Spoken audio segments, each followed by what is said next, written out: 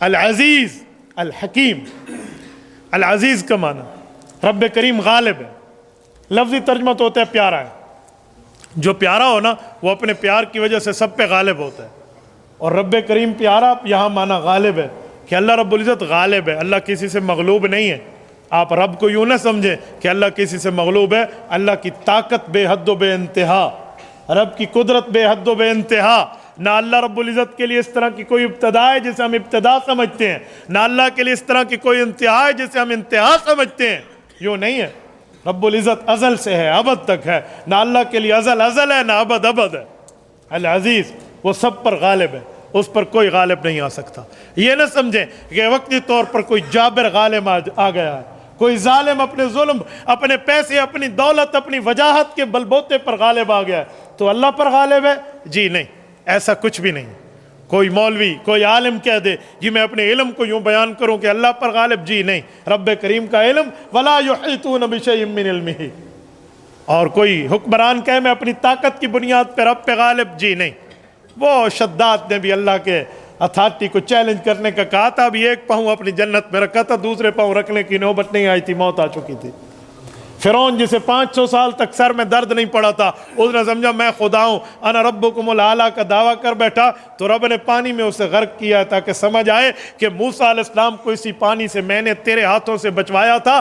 آج تو نے اسی موسیٰ کا انکار کر کے شریعت کو ٹھکرایا ہے, اسی کے سامنے تو اس پانی سے غرق ہوگا. وَأَنْتُمْ تَنْظُرُونَ, قرآن کہتا ہے تم دیکھ رہے تھے. قوم موسیٰ علیہ السلام کو اللہ نے فرمایا. تو وہاں حضرت موسیٰ علیہ السلام تیر کے آ رہے ہیں, چل کے آ رہے ہیں, ماں کے بھیجے ہوئے. فرعون اٹھا رہا ہے تو خوش ہو تو, رب کریم نے تیرے اوپر کرم کیا, تو نے ربوبیت کا دعویٰ کیا. اب اسی جس کو کل بچے کے طور پہ تو نے اٹھایا تھا, انکار میرے نمائندہ کا کیا, اسی کے سامنے تو غرق ہوگا.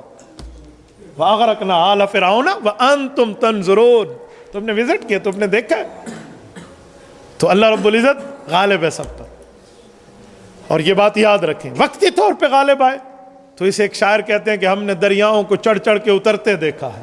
یوں نہیں ہے, وہ غلبہ ہمیشہ کا نہیں ہوتا, وہ ایک وقت کا ہوتا ہے. سورت روم میں موجود نہیں ہے کہ مسلمان جو تھے یہ تائید کرتے تھے ان کی جو روم والے تھے, کیونکہ وہ انجیل کے ماننے والے تھے, اور جو مکہ کے کافر تھے یہ تائید کرتے تھے ایران والوں کے وہ مجوسی تھے, اور وہ جو ہے نا کیا کہتے کسی کتاب کو نہیں مانتے تھے. تو مسلمان کہتے چلو یہ کسی اہل کتاب کی بات تو کرتے ہیں, اللہ کی بات. ہوا یہ کہ وہ ان کے ساتھی جیت گئے مکہ کے کافر والے, تو ان کے دل ٹکڑے ٹکڑے ہو گئے مسلمانوں کے, او ہو رومی نہیں جیتے. تو حضرت ابو بکر صدیق رضی اللہ عنہ فرمایا الحق یعلو ولا یعلا, میرے پاک پیغمبر کا فرمان ہے حق دبتا نہیں ہے, دبانے کے لیے آتا ہے. ایک وقت آئے گا اللہ ان کو غالب کرے گا. انہوں نے کہا جی شرط دے دے, کہا جی شرط لگ گئی. اس زمانے میں شرط کے حرام ہونے کا حکم نہیں آیا تھا. 100 اونٹوں کی شرط حضرت ابو بکر صدیق نے لگا لی, رسول اللہ صلی اللہ علیہ وسلم کی تائید سے لگا لی کہ ابھی تو حرمت کا حکم ہی نہیں ہے.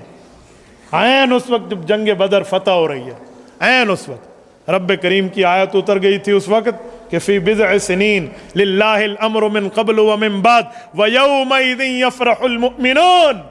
ایک وقت آئے گا آپ دیکھو گے کہ مومن کیسے غالب آتا ہے.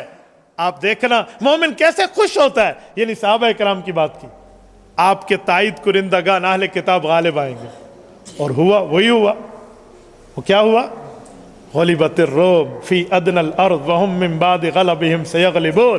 کہ اب تو ہارے ہیں, کچھ دنوں بعد دوبارہ جیتیں گے. کافروں نے کہا نہیں جیتیں گے. ابو بکر سے 100 اونٹ کی شرط لگی, عین جنگ بدر کی خوشی آئی, اور اس دن یہی خبر آئی کہ رومی جیت گئے. کہا جاؤ لے آؤ, اب اس سے 100 اونٹ لے کر ہم بغیر ثواب کے اللہ کے راستے میں دے دیں گے, کیوں تو اب شرط منع ہو چکی ہے. لہٰذا کوئی ایسا پیسہ آئے جائے جو حلال کے زمرے میں نہ آئے, اسے اللہ کے لیے غریب کو دیتے ہیں, لیکن ثواب کی نیت اس پہ نہیں کرتے. تو العزیز, اللہ یوں غالب ہے, اللہ اپنے کام کو کر کے دکھاتا ہے. اور چوتھی صفت الحکیم, حکمت کا کیا معنی؟ رب کریم ہر وقت اپنی طاقت کا اظہار کر دے, یہ اللہ کی حکمت کے مطابق کام ہوگا, جیسے چاہے گا ویسے کرے. آپ کو بندہ کہ اللہ کی اتھارٹی کو فلاں نے چیلنج کی ہے, رب کریم کے ساتھ فلاں معاملات کیے, تو اللہ یوں کیوں نہیں کرتا؟ تو فرمایا اللہ کی حکمت ہے. اور کچھ حکمتیں ایسی ہوتی ہیں, کچھ کیا اکثر حکمتیں ایسی ہیں جو مخلوق کی سمجھ میں کیسے آئے, بھئی وہ مخلوق ہی کیا ہے جو خالق کو ادراک کر لے، خالق تک پہنچ پائے، تو مخلوق کبھی خالق تک ادراک کے معاملے میں نہیں پہنچ سکتی، بس اللہ کا فیصلہ ہے جیسے بھی ہے۔ تو رب کریم کی بات کو مانو، وہاں ہم یہ نہیں کہہ سکتے کہ یہ معاملہ کیا ہو گیا ہے، جی یہ مسئلہ ہے، یہ مسئلہ ہے، یوں ہوا ہے، یوں ہوا ہے۔ کچھ لوگ حکمتوں پہ بات کرتے ہیں، قاسم العلوم والخیرات، بانی دارالعلوم دیوبند، حجت الاسلام والمسلمین، حضرت امام مولانا محمد قاسم النانوتوی، اللہ اس کی قبر پہ کروڑوں اربوں رحمت نازل فرمائے۔ ان کے حوالے سے میں نے ایک بزرگ سے سنا کہ ان سے کسی نے کہا کہ تم کہتے ہو وضو ٹوٹ جاتا ہے پیشاب اور پاخانے سے، تو پیشاب پاخانہ تو ایک خاص چھوٹی سی جگہ سے نکلتا ہے، اسے دھو لو، تمہارا وضو برقرار رہنا چاہیے، تم باقی اعضاء کو کیوں دھوتے ہو؟ ان اعضاء سے تو پیشاب پاخانہ نہیں نکلا، تو نکلا تو کسی خاص جگہ سے، اس کو دھونے سے وضو برقرار رہتا، وضو باقیوں کو دھونا کیوں پڑتا ہے؟ ایک کی سزا دوسرے کیوں دیتے ہو؟ تو حضرت نانوتوی نے فرمایا ذرا چلو میں تھوڑی سی آڑ رکھتا ہوں، اس سے تجھے ٹھڈا لگے گا۔ انہوں نے کہا نہیں حضرت ایسے بتا دیں، کہا نہیں لگے گا تو سمجھ آئے گی۔ انہوں نے کہا نہیں ایسے بتا دیں، میں آپ کو جواب دیتا ہوں۔ تو انہوں نے کہا جب تجھے ٹھڈا لگے تو کیا چیز تیری ٹھڈے میں اٹکتی ہے؟ انہوں نے کہا جی پاؤں کا انگوٹھا، پاؤں اٹکتا ہے۔ کہا چوٹ کس پہ لگتی ہے؟ کہا ماتھے پہ۔ کہا کیوں؟ ماتھے پہ کیوں لگی چوٹ؟ جس پاؤں پہ آپ کو اٹک آئی ہے اسی پاؤں پہ چوٹ لگتی، ماتھے نے کیا قصور کیا ہے؟ انہوں نے کہا حضرت ایک کا اثر دوسرے پہ آتا ہے۔ کہا یہ جواب کاپی پیسٹ کر لے وضو کے مسئلے پر۔ تو یہ تو ایک حکمت ہے جو اس طرح سمجھائی گئی ہے، ورنہ حضرت تھانوی رحمۃ اللہ علیہ قبر پہ اللہ کروڑوں اربوں رحمت نازل فرمائے، المصالح العقلیہ اٹھا لیں، اسلامی احکام عقل کی نظر میں حضرت نے ایک ایک مسئلے پر پوری تفصیل اور دلیلیں لکھی ہیں، ایسی ایسی باتیں لکھی ہیں کہ عقل دنگ رہ جاتی ہے۔ لیکن یہ تو وہ ہے جس پر مخلوق پہنچی ہے، لیکن خالق کی حکمتیں اس سے کئی بے شمار ایسی ہیں جس تک ہم نہیں پہنچے۔ ہم نے بغیر وجہ کے اللہ کی بات کو ماننے کوئی وجہ نہیں ہے۔ بھی کس دلیل پہ اللہ کو مانتے ہو؟ بھئی دلیلیں مخلوقات کی دی ہوئی ہیں، خالق کائنات خالق ہے، مخلوق کی کیا مجال کہ وہ خالق کو سمجھاتی پھرے؟ تو ہم اللہ کو بغیر دلیل کے مانتے ہیں، چل لو جی اس طرح کے معاملات میں۔ تو یہ 4 صفات بیان فرمائے۔ تبارك الذي نزل الفرقان على عبده ليكون للعالمين نذيرا